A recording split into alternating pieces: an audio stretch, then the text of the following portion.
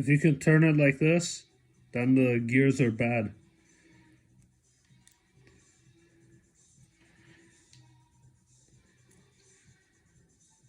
Yep.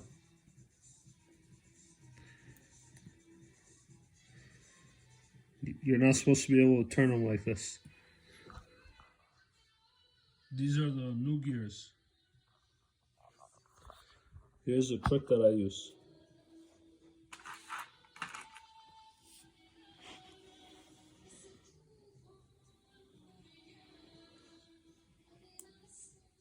There's no way you can squeeze these together by hand. No way. No one's strong enough to do that. You grab this type of plier because this has straight up and down motion. You put it right on the edge. You have to hold it with your finger in the middle. Don't worry, you won't get hurt. You press down. You get it started.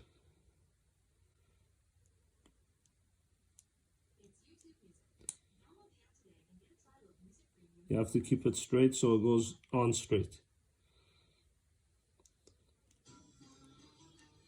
Here's one side.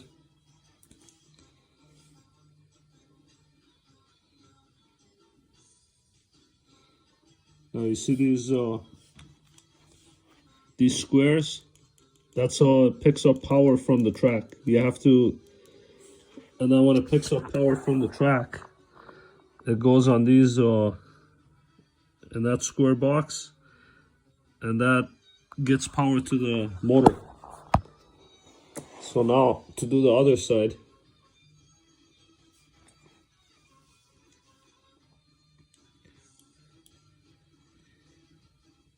you hold the gear as straight as possible, and then you squeeze down. You got it started. This is the easiest way to do this. There's too many videos of people doing it different ways on YouTube.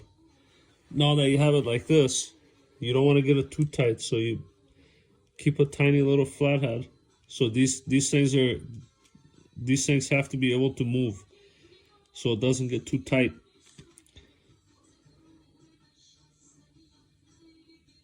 Don't get it too tight now. That's as easy as that.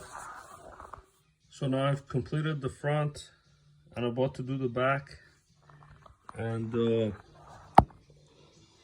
you want to make sure all these, all of them are loose so that there's no tension. And when you drop it in, you want to drop it in so that these squares fall in straight down.